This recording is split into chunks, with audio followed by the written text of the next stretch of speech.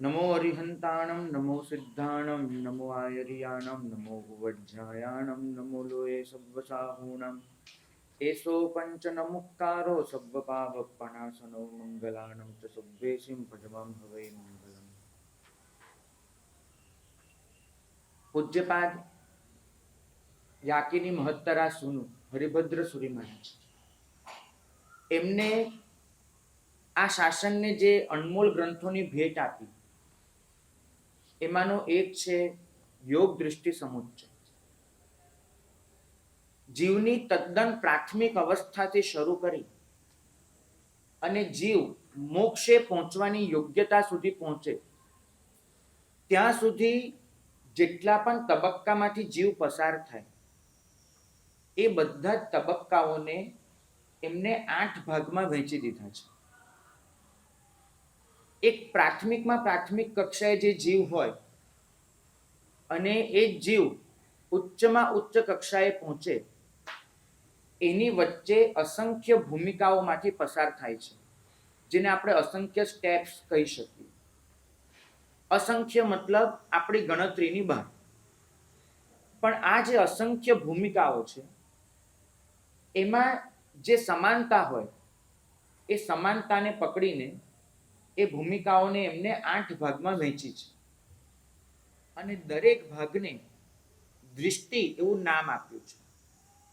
તમે બોલશો દ્રષ્ટિ, પણ સાચો ઉચ્ચાર થશે દૃષ્ટિ, એવું એમને નામ આપ્યું છે। અને એ દૃષ્ટિ એમાં યોગની માત્રા, યોગનો અર્થ થાય છે મોક્ષને પ્રાપ્ત કરાવે એવી આત્મિક પરિણતિ, એનું જ નામ યોગ છે। એ યોગની માત્રા એ ધીમે ધીમે વધતી જાય છે અને વધતા વધતા જીવ છેક મોક્ષ પ્રાપ્ત કરવાની ભૂમિકા સુધી પહોંચે છે। આપણે એ 8 ભૂમિકાઓને સમજવાની છે, જે 8 દૃષ્ટિ તરીકે ઓળખાય છે। સમગ્ર ગ્રંથ એને 3 ભાગમાં વહેંચ્યો છે તમને શીખવાડવા માટે।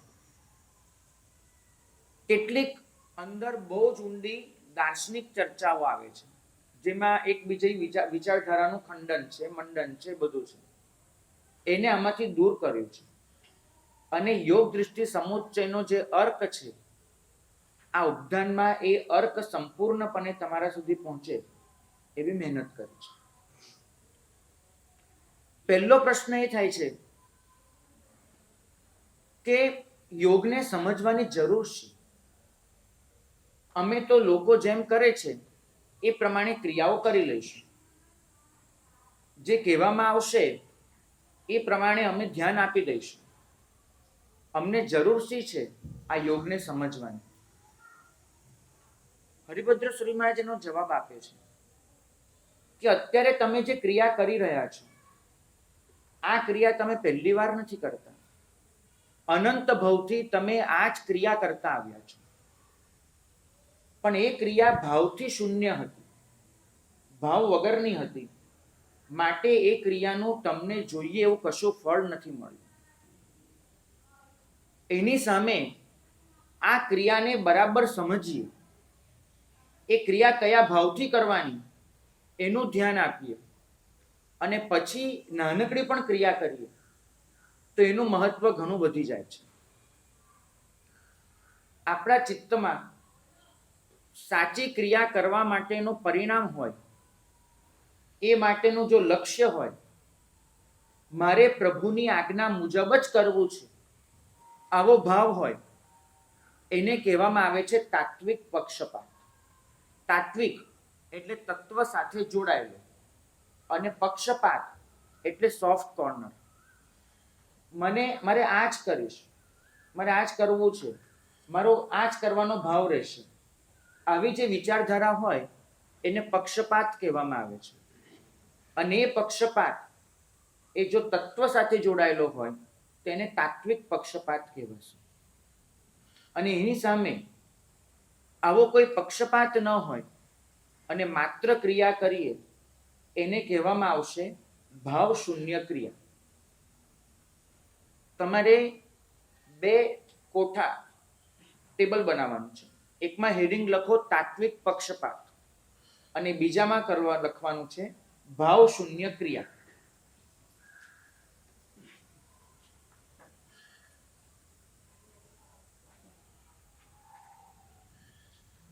આપણે એક એકના લક્ષણ જોઈ લઈશું.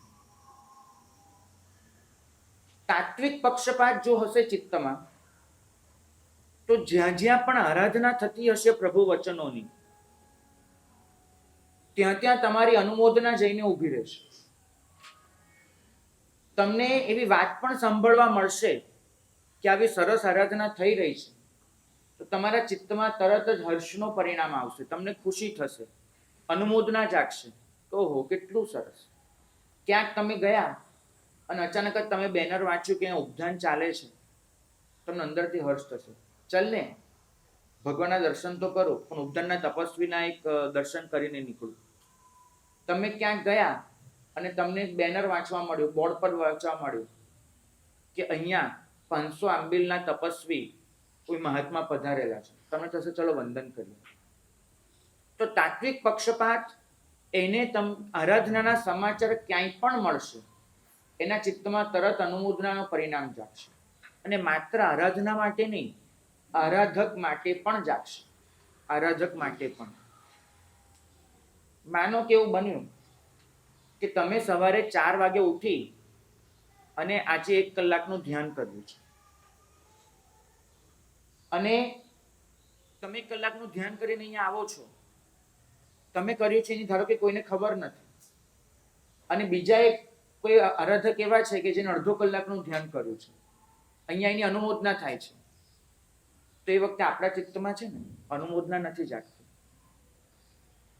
આપણા ચિત્તમાં એવું થાય છે, ઓહો, મેં કલાકનું કર્યું હતું, આને તો અડધો કલાકનું કર્યું હતું, કંઈ પણ. પછી આપણે શું કરીશું? કોઈ રીતે પ્રયત્ન કરીશું. હા, આજે તમે જાગ્યા ને ત્યારે હું તો પહેલેથી જ જાગતો હતો, એવું કંઈક કહીને શરૂઆત કરીશું. અને કોઈક રીતે એવું પુરવાર કરવાનો પ્રયત્ન કરીશું કે મેં પણ 1 કલાકનું કર્યું છે. પહેલાંય અડધો કલાકનું ધ્યાન કર્યું, એની અનુમોદના આપણા ચિત્તમાં નહીં આવે. કેમ? કેમ કે તાત્વિક પક્ષપાત નથી.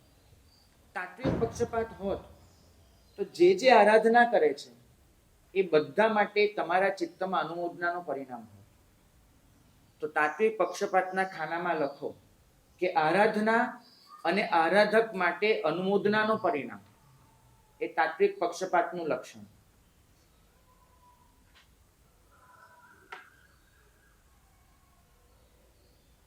આરાધના અને આરાધક જીવ માટે અનુમોદનાનો પરિણામ એ તાત્વિક પક્ષપાતના ખાનામાં આવશે.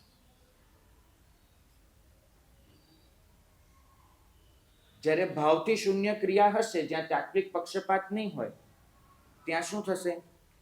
આરાધના માટે અનુમોદનાનો પરિણામ નહીં જાગે, સરખામણીનો પરિણામ જાગશે કે એની વધારે કે મારી વધારે, હું ઊંચો કે એ ઊંચો, આવો પરિણામ જાગશે.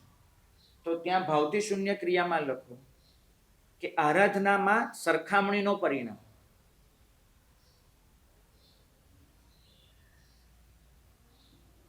અને આરાધક માટે હીન ભાવ. આપણે કોઈ પણ આરાધકને આપણાથી નીચા ગણીશું.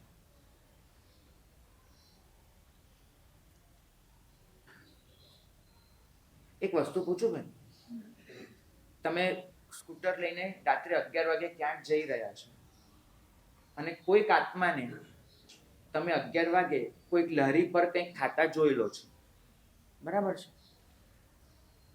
3 દિવસ પહેલા પર્યુષણ શરૂ થયા છે ને આજે તમને સમાચાર મળે છે કે એને આજે અઠ્ઠમ કર્યો છે ને આગળ એની ભાવના છે અઠ્ઠાઈ કરવાની.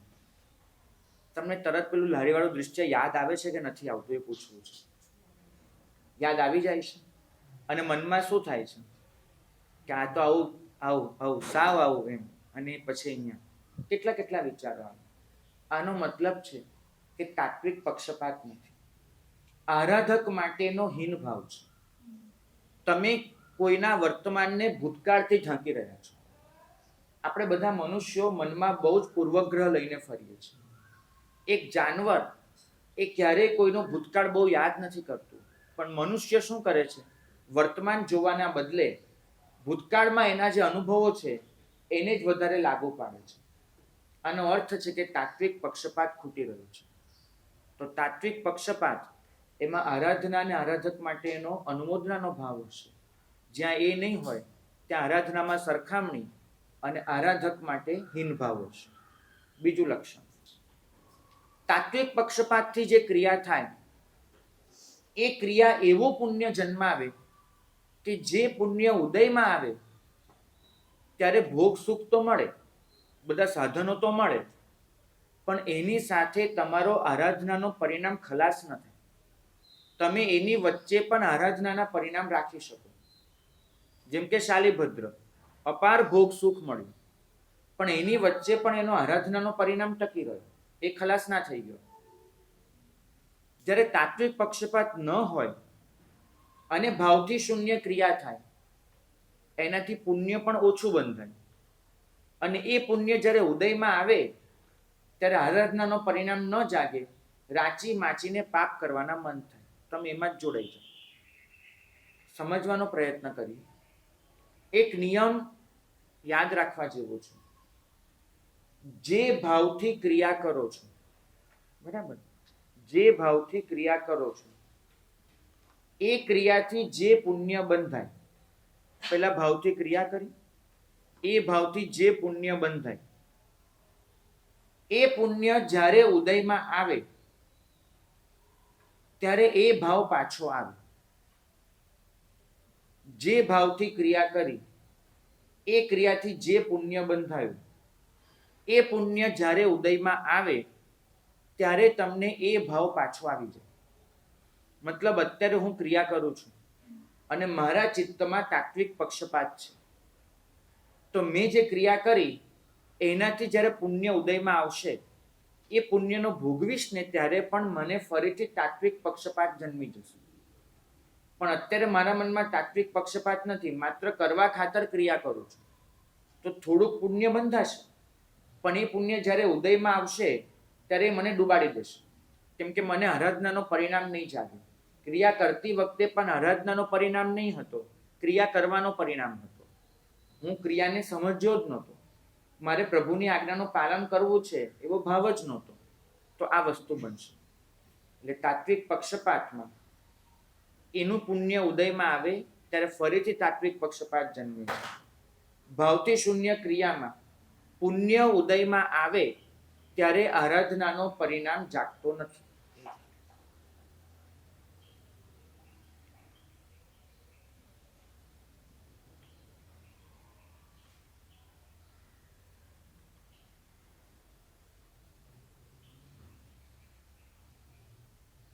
તાત્વિક પક્ષપાતમાં એ પુણ્ય ઉદયમાં આવે ત્યારે ફરીથી તાત્વિક પક્ષપાત જન્મે. જ્યારે ભાવથી શૂન્ય ક્રિયામાં એ પુણ્ય ઉદયમાં આવે ત્યારે આપણને ફરીથી તાત્વિક પક્ષપાત ન જન્મે, ક્રિયા કરવાનું મન ન થાય, માત્ર એ ભોગમાં ડૂબી જવાનું મન થાય. ત્રીજી વાત, તાત્વિક પક્ષપાત એને સૂર્ય જેવો ગણાવ્યો છે. સૂર્ય, કારણ કે સૂર્યનું તેજ ઘણું મોટું હોય છે અને લાંબો સમય ચાલતું હોય છે.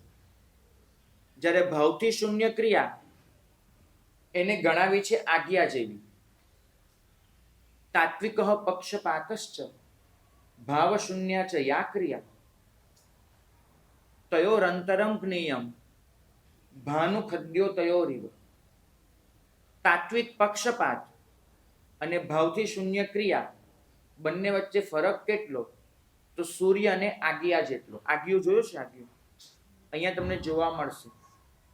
આજ્ઞો એટલે એવો કે રાત્રે જીવડું ઉડે ને તો વચ્ચે વચ્ચે પ્રકાશ કરે, આમ એને હિન્દીમાં ખજુવા કહેવાય. તો એ જે છે આજ્ઞો, એનું તેજ કેટલું નાનું હોય અને સૂર્યનું તેજ કેટલું મોટું. તો એ જ રીતે ભાવથી શૂન્ય ક્રિયા આજ્ઞા જેવી. નાનકડું પુણ્ય આપે, ભોગવીને ખતમ, તમે દુર્ગતિમાં જતા. તાત્વિક પક્ષપાત સૂર્ય જેવું પુણ્ય આપે, જે તમને આગળ આગળ વધાર્યા જ કરે. આપણે ભાવથી શૂન્ય ક્રિયા અનંત વખત કરી, માટે જે બધી નિષ્ફળ ગઈ. આ જન્મ આ ઉપધાન આપણને મળ્યા છે તાત્વિક પક્ષપાત જન્માવવા માટે. શ્રેણિકે પોતાના જીવનમાં કેટલી નૌકારશી કરી હતી ખબર છે? કેટલી કરી હતી શ્રેણિક મહારાજ? અને પોતાના જીવનમાં કેટલી નૌકારશી કરી? કેટલા પ્રતિક્રમણ કર્યા? નહીં, એક પણ નહીં. પણ તમે શ્રેણિકને જઈને પૂછો કે કરવા જેવું શું છે, કે તમને શું જવાબ આપે? કરવા જેવું તો આ જ છે. બરાબર? રૂવે રૂવે તાત્વિક પક્ષપાત. એ કબૂલ કરે કે હું નથી કરતો એ ખોટું છે, કરવું તો આ જ જોઈએ. હું ને તમે બચાવ કરવા જઈએ છીએ.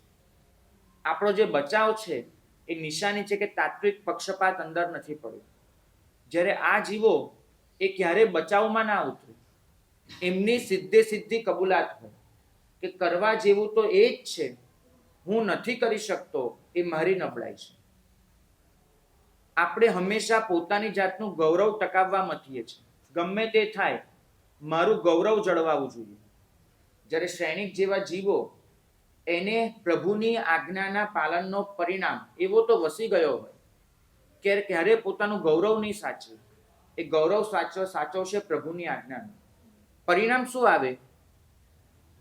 કે એમનો પક્ષપાત હોવાના લીધે આ ભવમાં નહીં તો પરભવમાં એમને અવશ્ય ક્રિયા મળી જાય. કોઈ સમય સંજોગને લીધે આ ભવમાં ક્રિયા ન પણ કરી શકે તો એ પરભવમાં એમને ક્રિયા મળી જાય. બચાવ ન હોય એમનો, માટે ક્રિયા મળી જાય અને ફટાફટ તરી જાય. અને જેને એવી રીતે તાત્વિક પક્ષપાત નથી જન્મ્યું એવા જીવ લાંબો સમય ક્રિયા કર્યા કરે છતાંય ડૂબી જાય, તરી ન શકે. તો આપણે કરવાનું છે તાત્વિક પક્ષપાત. તાત્વિક પક્ષપાતના ખાનામાં ઉદાહરણ લખો શ્રેણિક.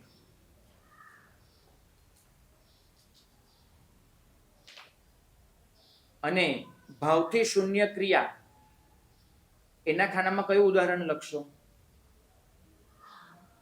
ભાવથી શૂન્ય ક્રિયામાં શ્રેણિકની સામે કોનું ઉદાહરણ લખશો?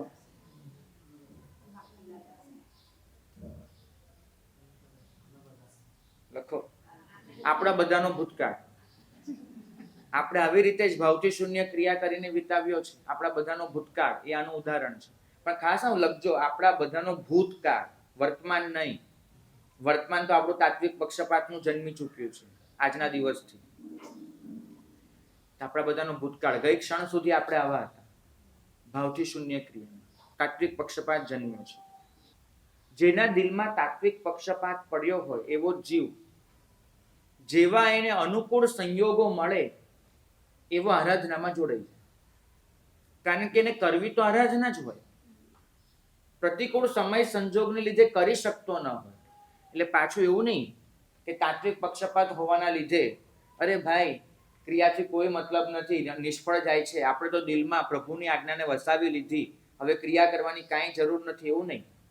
એ તો પાછો ઓર વધારે દંભ થયો. જો પ્રભુની આજ્ઞા હૈયામાં વસી હોય તો માણસને ક્રિયા કરવાનું મન થાય જ, પણ ન કરી શકે પ્રતિકૂળ સંજોગને લીધે.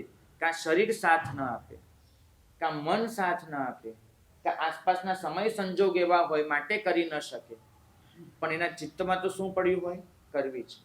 તો તાત્વિક પક્ષપાતમાં લખો કે અનુકૂળ સંયોગો મળે એટલે તરત આરાધનામાં જોડાઈ જાય.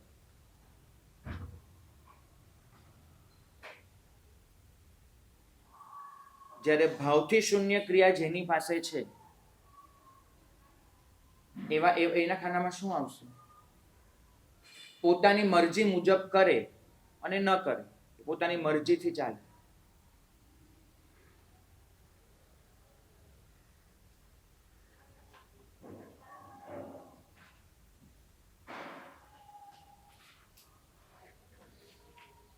બંનેમાં હજુ એક તફાવત. જેને ભાવથી શૂન્ય ક્રિયા કરવી છે એને પ્રભુની આજ્ઞા સાથે કોઈ નિસ્બત ન હોય. એને તો કંઈક લોભ લાલચ દેખાતી હોય માટે ક્રિયા કરી લે. જેમ કે કભવ્યનો જીવ, એને ભૌતિક ઈચ્છા હોય માટે ચારિત્ર લે. હૃદયમાં કશું જ ન પડ્યું હોય પણ બસ ચારિત્ર લઈ લે, પાળી લે અને 9મા ગ્રેવિયક સુધી પહોંચી જાય. છેક 9મા ગ્રેવિયક સુધી, આટલે ઊંચે દેવલોકમાં, પણ એનાથી એનો ઉદ્ધાર ન થાય. તો ભાવથી શૂન્ય ક્રિયા જેને પ્રભુ માટે સમર્પણ નથી એવા જીવને પણ હોઈ શકે. જ્યારે તાત્વિક પક્ષપાત તો કોને હોય? જેને પ્રભુની આજ્ઞા માટે સમર્પણ છે એવા જીવને જ હોય. તો ભાવથી શૂન્ય ક્રિયા બંને જણને હોઈ શકે. જે પ્રભુની આજ્ઞાને સમર્પિત નથી એવા જીવને પણ હોય, અને પ્રભુની આજ્ઞાને સમર્પિત જીવને પણ જો સમજણ ન હોય તો ભાવથી શૂન્ય ક્રિયા હોઈ શકે. તો ભાવથી શૂન્ય ક્રિયા બંને જણને, જેને પ્રભુની આજ્ઞા માટે સમર્પણ છે કે નથી. બરાબર. જ્યારે તાત્વિક પક્ષપાત તો કોને હોય? જેને પ્રભુની આજ્ઞા માટે સમર્પણ છે એવા જ જીવને તાત્વિક પક્ષપાત હોય.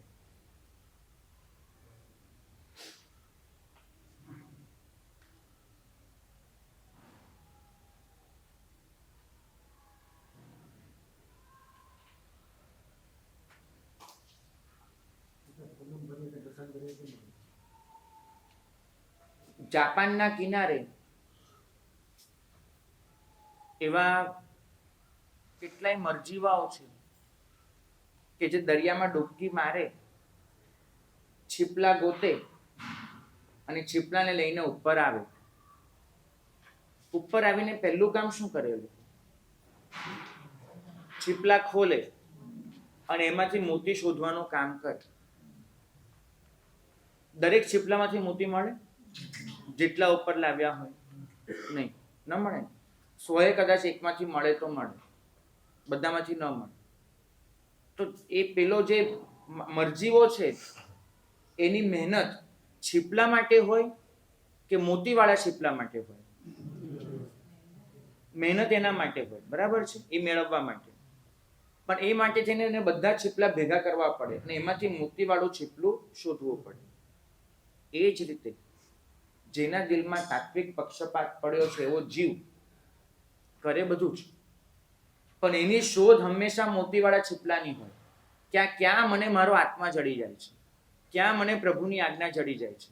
ચાન્સ તો બધે જ લેવો પડે. એ પ્રભુ ભક્તિ પણ કરે ને સામાયિક પણ કરે, એ વૈયાવચ પણ કરે અને તપ પણ કરે, પણ એ દરેકની વચ્ચેની શોધ કઈ રહે? મોતી. ક્રિયા એ છીપલું છે, તમારી બધી જ ક્રિયા એ છીપલું છે, પણ એ ક્રિયાની વચ્ચે જે આત્માનો અનુભવ થઈ જાય મોતી છે. આપણી મહેનત છીપલા માટે નથી હોતી, આપણી મહેનત એ છીપલાની વચ્ચેથી મોતી શોધી લેવા માટે હોય છે. દરેક છીપલામાંથી મોતી ન પણ મળે, દરેક ક્રિયા કરતા કરતા આત્મા ન પણ જડે, પણ ક્રિયા તો બધી જ કરવી પડે અને દરેક ક્રિયામાંથી શોધતા જવું પડે કે મને મોતી ક્યાંથી મળશે. તો ભાવથી શૂન્ય ક્રિયા વાળો જે જીવ છે એની મહેનત છીપલા માટેની હોય, મોતી માટેની ન હોય. જ્યારે તાત્વિક પક્ષપાત જે જીવને છે એની મહેનત શેના માટેની હોય? છીપલાની, મોતી માટેની.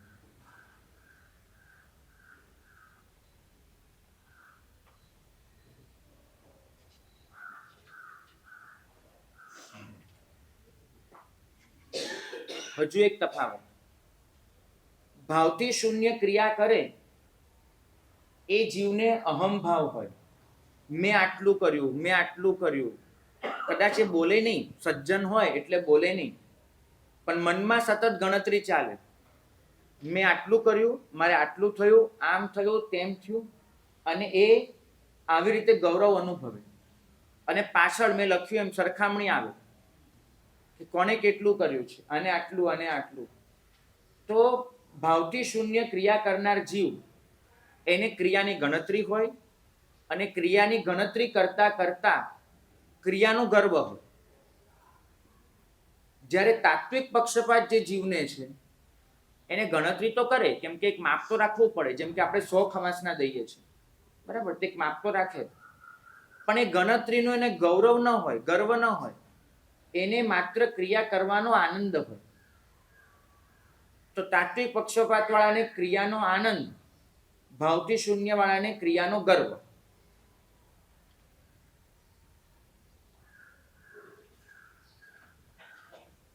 તાત્વિક પક્ષપાત વાળો જીવ કોઈની વાત સાંભળે ને તો એ પોતાની પ્રેરણા માટે સાંભળે, અને ભાવથી શૂન્ય ક્રિયા વાળો કોઈની વાત સાંભળે ને તો સરખામણી માટે સાંભળે. કે આપણે એનાથી ઊંચા છીએ કે નીચા છીએ. તો તાત્વિક પક્ષપાત વાળાને ઉચ્ચ અને નીચનો ભાવ ન હોય, હું કોનાથી આગળ હું કોનાથી પાછળ, આવો ભાવ ન હોય. જ્યારે ભાવથી શૂન્ય ક્રિયા વાળો એને આવો ઉચ્ચ નીચનો પક્ષપાત હોય, એ ઉચ્ચ નીચ કર્યા કરે કે હું આનાથી આગળ છું, આનાથી પાછળ છું, આમ છે તેમ છે, એવું કરે તો ક્રિયાનો આનંદ ભૂલાઈ જાય. આપણે અહીંયા શું જન્માવીશું? તાત્વિક પક્ષપાત કે માત્ર ભાવથી શૂન્ય ક્રિયા કરીને વિદાય લઈશું? આપણે તાત્વિક પક્ષપાત જન્માવીશું. તાત્વિક પક્ષપાત હશે ને તો એ ક્રિયા જે પુણ્ય આપશે એ પુણ્ય બહુ લાંબુ ચાલશે.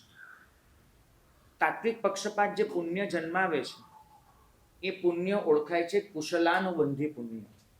કુશલ અનુબંધી, કુશલાનુબંધી પુણ્ય. અને ભાવથી શૂન્ય ક્રિયા જે પુણ્ય જન્માવે છે એનું નામ છે અકુશલાનુબંધી પુણ્ય. તમે અહીંથી નીકળશો ને ત્યાં સુધીમાં તમને ઓછામાં ઓછા 500 શાસ્ત્રીય શબ્દો આવડી ગયા હશે. બરાબર છે? આપણે હવે શાસ્ત્રીય સંબંધો શબ્દો સાથે થોડુંક જોડાવું છે. કુશલાનુબંધી પુણ્ય તાત્વિક પક્ષપાત વાળાને હોય, અકુશલાનુબંધી પુણ્ય ભાવથી શૂન્ય ક્રિયા વાળા જીવને. કુશલાનુબંધી પુણ્ય એટલે શું? કે જે પુણ્ય તમારી યોગ્યતા પ્રમાણે તમને સારામાં સારા ધર્મના સંયોગો લાવી આપે. જ્યાં તમારી યોગ્યતા આવી, તમારા સંઘમાં એવા મહાત્માનું ચાતુર્માસ થાય કે જે મહાત્મા તમને ખૂબ આગળ લઈ જાય. તમને કોઈક એવા ભગવંતનો પરિચય થાય કે જે ભગવંત તમને મોક્ષ માર્ગમાં તમારો હાથ પકડીને આગળ લઈ જાય. તમને ક્યાંક એવું આલંબન જડી જાય કે તમારા દિલમાં આ શાસન માટેનું સમર્પણ જાગી જાય. તો કુશલાનુબંધી પુણ્યનો મતલબ છે, અનુબંધનો અર્થ સમજજો. અનુબંધનો અર્થ થાય છે ક્યારેય ન તૂટે એવું જોડાણ. જે તૂટી જાય એ બંધન, જે ન તૂટે તે અનુબંધ. અનુબંધ એટલે બંધનની પાછળ બંધન, બંધનની પાછળ બંધન, તૂટે નહીં એવું બંધન, તે અનુબંધ. તો તાત્વિક પક્ષપાત જે પુણ્ય જન્માવે ને એ પુણ્ય આપણને કુશલનો અનુબંધ કરાવે. મતલબ સતત કુશલની પરંપરા ચાલે. એક એકની પાછળ બીજું, બીજાની પાછળ ત્રીજું, નિમિત્તો આવ્યા જ કરે સારા. અને પેલું ભાવથી શૂન્ય ક્રિયા એ પુણ્ય તો લાવે, કેમ કે ક્રિયા તો સારી કરી રહ્યા છે તો પુણ્ય તો આપે થોડુંક, પણ એ પુણ્ય છે ને અકુશલાનુબંધી હોય. એટલે તમને બધી પછી એ પુણ્ય ઉદયમાં આવે ત્યારે ઊંધી જ બુદ્ધિ જાગે. એ પાપમાં જ ખર્ચાય એ પુણ્ય, પાપ બાંધવામાં. તો કુશલાનુબંધી પુણ્ય એ તાત્વિક પક્ષપાતનું લક્ષણ, અકુશલાનુબંધી પુણ્ય ભાવથી શૂન્ય ક્રિયાનું લક્ષણ. પુણ્યાનુબંધી પુણ્ય એને જ વધારે સારી રીતે વર્ણવાય છે કુશલાનુબંધી પુણ્ય, અને પાપાનુબંધી પુણ્ય એને જ કહેવામાં આવે છે અકુશલાનુબંધી. પુણ્યાનુબંધી પુણ્ય એક વખત પુણ્ય બંધાવીને પૂરું થઈ જાય, પણ એનો જ એક વિશિષ્ટ પ્રકાર કુશલાનુબંધી, એક પછી બીજું, બીજું પછી ત્રીજું, એમ પરંપરા ચલાવે. આપણને આવી પરંપરા જોઈએ છે પુણ્યની. તમે જુઓ, તમે દાદા આદિનાથના ભવ વાંચો. એક ભવ, એનાથી ચડિયાતો બીજો, એનાથી ચડિયાતો ત્રીજો, એમ ઉત્તરોત્તર ચડિયાતા ભવો થતા ગયા. આ કુશલાનુબંધી પુણ્યનો ઉદય છે. આપણને આપણા જીવનમાં આવું જ જોઈએ છે, કુશલાનુબંધી. આ ભવ કરતા આવતો ભવ સારો, આવતા ભવ કરતા એના પછીનો સારો, એવી રીતે ચડતા ક્રમ. તાત્વિક પક્ષપાત હશે તો આ ભવમાં નહીં તો ભવાંતરમાં અવશ્ય ચારિત્ર મળશે. પણ જો તાત્વિક પક્ષપાત નહીં હોય તો તમે જ્યાં છો ત્યાં અટકેલા રહી જશો. તમને એક ઉદાહરણથી સમજાવું. ભગવાનના 16મા ભવની કથા જો કોઈને ખબર હોય તો, વિશ્વભૂતિનો ભવ છે એમનો, અને એ વિશ્વભૂતિના ભવમાં પોતે જ્યારે રાજકુમાર છે ત્યારે એમની સાથે કપટ થાય છે.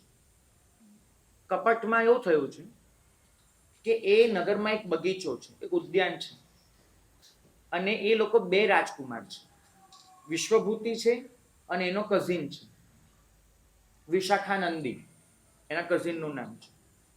હવે બંને રાજકુમારોમાં ખૂબ ચરસાચરસી છે. ઉદ્યાન એક અને રાજકુમાર બે. તો કયો રાજકુમાર ઉદ્યાનમાં જાય? તમારા ઘરમાં કોઈ એક રમકડું ને બે છોકરા હોય તો શું કરો તમે? વારા પાડી આપો ને. તેવી રીતે વારો પાડ્યો છે કે એક રાજકુમાર ઉદ્યાનમાં હોય ત્યાં સુધી બીજા એ નહીં જવાનું. હવે વિશ્વભૂતિનો વારો ચાલે છે.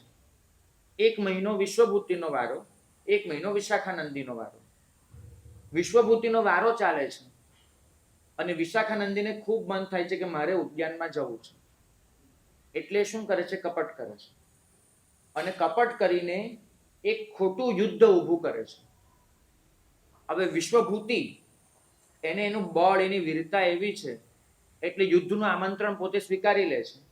પોતે દુશ્મન સાથે યુદ્ધ કરવા નીકળી જાય છે અને જ્યાં યુદ્ધ કરવા જાય ત્યાં વિશાખાનંદી પેલા ઉદ્યાનમાં જતો રહે છે. વિશ્વભૂતિને યુદ્ધ મેદાનમાં જઈને સમજાય છે કે યુદ્ધ છે જ નહીં. એ તરત પાછો ફરે છે. એને તો જો કપટનો ખ્યાલ બી નથી વિશ્વભૂતિને.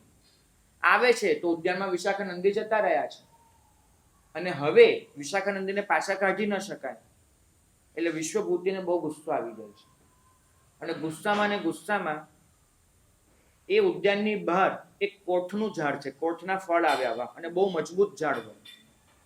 એક કોઠના ઝાડને પોતે જોરથી મુક્કો લગાડે છે અને મુક્કામાં એટલી તાકાત કે બધા કોઠા નીચે પડી જાય છે અને અંદર વિશાખાનંદીને સંભળાય એવી રીતે પોતે જોરથી બૂમ પાડે છે કે હું ધારું તો તારા માથાની આ દશા કરું, તારા સેવકોના માથાની આ દશા કરું, પણ નથી જોઈતું મને. અને એ જે ગુસ્સો ચારિત્ર માત્ર વૈરાગ્યથી લેવાય એવું નહીં. દેખાડી દઉં, તું મને શું છોડાવતો હતો? હું જ બધું છોડીને નીકળી જાઉં છું. આવું જો મારી સાથે થવાનું હોય, બાળકને ગુસ્સો આવે ને એટલે પહેલા શું કરે? ખાવાનું છોડી દે, પગ પછાડીને નીકળી જાય, નથી ખાવું. તો આ જે ગુસ્સો પોતાની જાત પર ઉતારે, તો વિશ્વભૂતિએ ગુસ્સો પોતાની જાત પર ઉતાર્યો અને જાત પર ઉતાર્યો એટલે નાનું બાળક હોત તો ખાવાનું છોડે, મોટું બાળક છે તો સંસાર છોડી દીધો, ચલો જાઓ, નહીં જોઈતો સંસાર, નીકળી ગયા દીક્ષા લઈને. પણ પછી શું? 1000 વર્ષ દીક્ષા પાડી છે અને 1000 વર્ષ સુધી માસક શમનના પારને માસક શમન. અરે 30 દિવસની ભૂખ સહન કરવાની, અહીં આપણને સમજાઈ ગયું છે. 1 દિવસમાં 30 દિવસની ભૂખ એ સહન કરવાની. અને 1000 વર્ષ પછી પોતે રાજગૃહી પધાર્યા છે, વોરવા નીકળ્યા છે. વિશાખાનંદી પણ ત્યાં આવેલા છે અને મહારાજ સાહેબ પોતે વોરે છે. વિશ્વભૂતિ સાવધ નથી, રસ્તે ચાલે છે. ગાય આવે છે અને ગાય ધક્કો મારી અને નીચે પછાડી દે છે. પેલો વિશાખાનંદી ઝરૂખામાંથી જુએ છે અને હસે છે. ક્યાં ગયું તારું પેલું કોઠા પાડવા વાળું બળ? અને લાગી આવ્યું. મૂળ દીક્ષા ક્યાંની હતી? ગુસ્સાની. 1000 વર્ષ સુધી પેટને જીતી શકાયું. આને કહું છું ભાવથી શૂન્ય ક્રિયા હતી. તાત્વિક પક્ષપાત નહોતો. જો તાત્વિક પક્ષપાત હોત તો 1000 વર્ષ માસક શમન કર્યા કે ન કર્યા, પોતાના મનને જીતી લીધું હોત. 1000 વર્ષ ઓછા છે મનને જીતવા માટે? 1000 વર્ષ આમ બોલતાય મોઢું ભરાઈ જાય. અને મનને જીતી શકાયું પણ ન જીતાયું. એક આટલું મહેનું સહન ન થયું. 30 દિવસની ભૂખ સહન થઈ ગઈ પણ એક ટોણો કોઈએ માર્યો ને, રિએક્શન. પેલી ગાયને પકડીને એવી ગોળ ગોળ ગોળ ફેરવી અને આકાશમાં ફેંકી દીધી. ભાગ્યશાળી. શાસ્ત્રકાર ભગવંતો લખે છે કે એનો મતલબ એક જ થાય કે વિશ્વભૂતિ 1000 વર્ષમાં એક ડગલું પણ ચાલ્યા નથી. આનો અર્થ સમજો છો? વિશ્વભૂતિ 1000 વર્ષમાં એક ડગલું પણ ચાલ્યા નથી. જ્યાં છે ત્યાં જ અટકેલા છે, ચાલ્યા નથી. તો તાત્વિક પક્ષપાત હોય તો એક દિવસનું ચારિત્ર પણ તમને મોક્ષમાં લઈ જાય.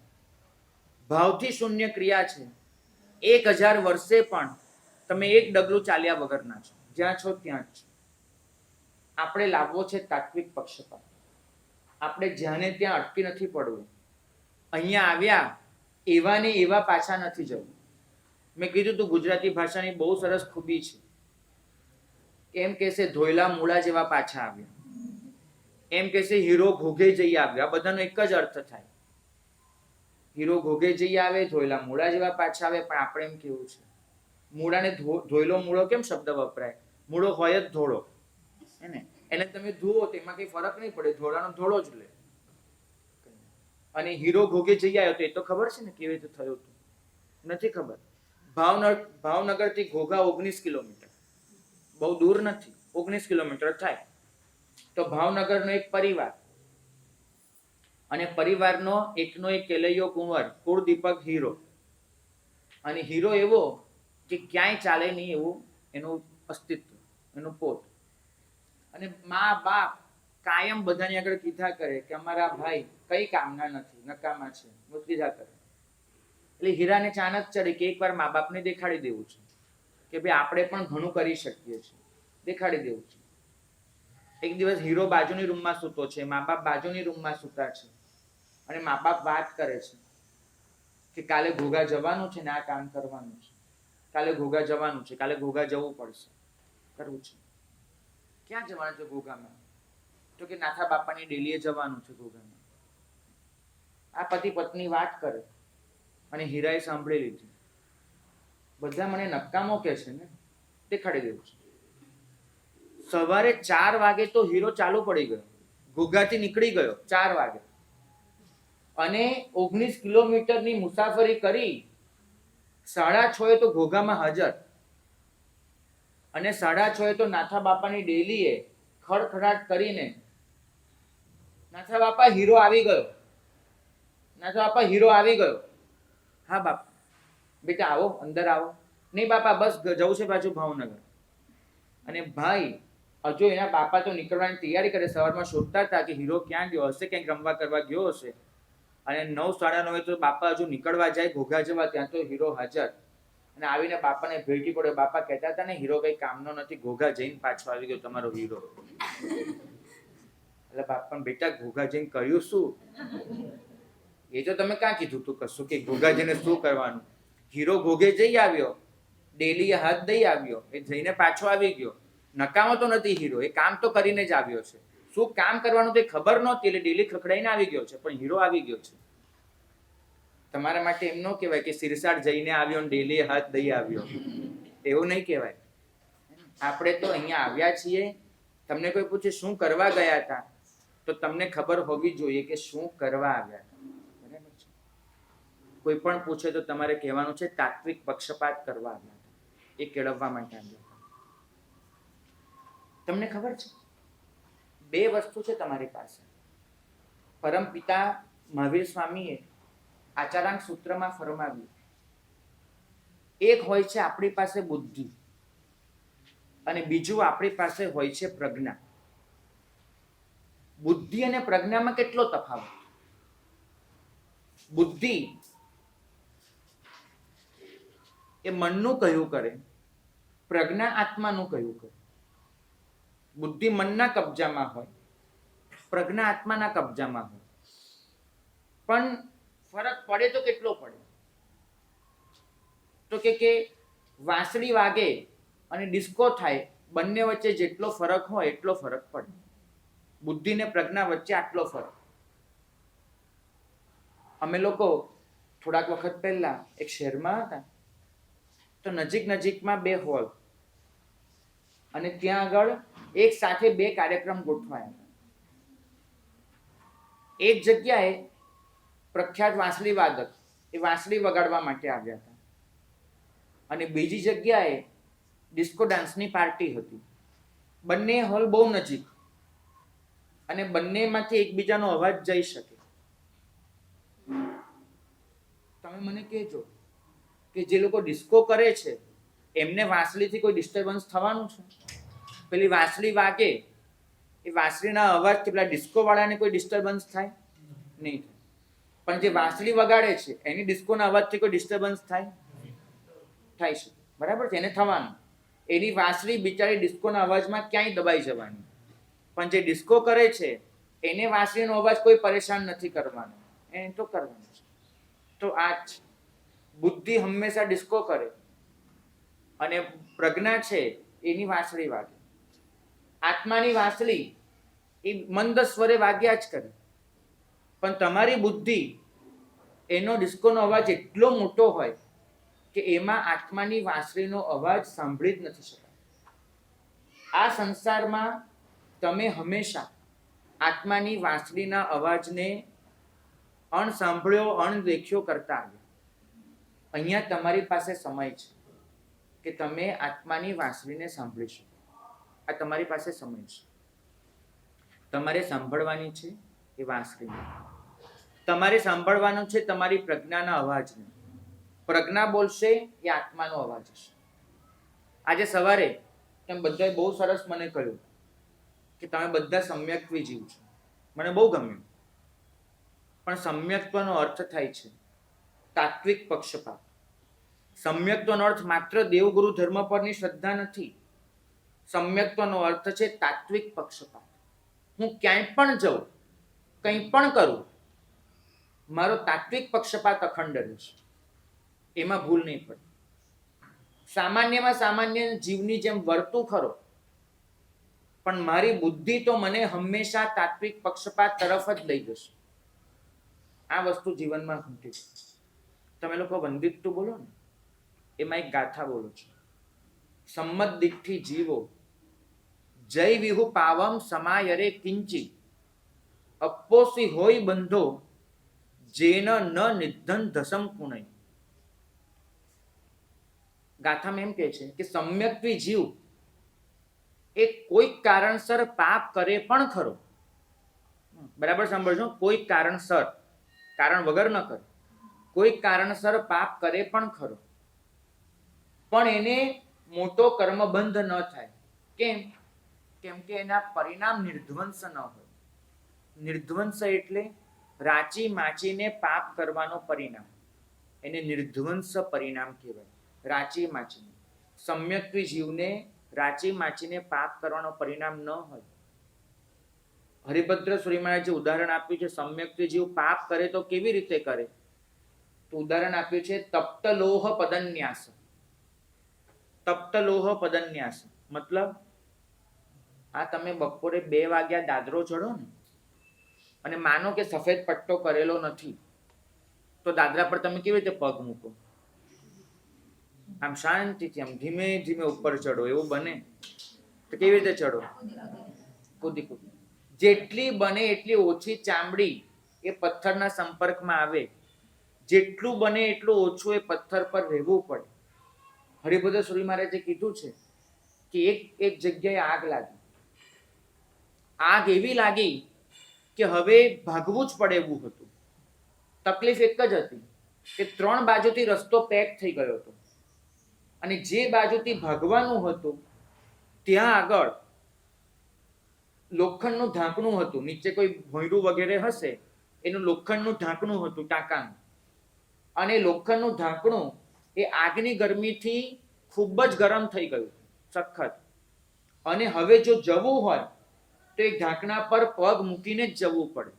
પણ ઢાંકણા પર પગ મૂકે ને તો દજાઈ તો જાય, કારણ કે ખૂબ ગરમ ગરમ હતું. પણ જો જે દજાવાનું પસંદ ન કરે તો બળી જવાય એવું હતું, પાછળ બળી જવાય આગ છે. તમે માણસ એ તપેલા લોખંડના ઢાંકણા પર 2 પગ મૂકીને ભાગી તો જશે, 2 ડગલા ભરીને, પણ એ 2 ડગલા કેવા ભરશે? કૂદી જશે. તો આ સ્થિતિ તમારી સંસારમાં હોવી જોઈએ. પાપ કરો, કરો એટલે કરવું પડે તો, કારણસર પાપ કરવું પડે તો. તપ્ત લોહ પદન્યાસ, તપેલા લોઢા પર પગ મૂકવા જેવા તમારા પરિણામ હોય, ક્યારે છૂટું?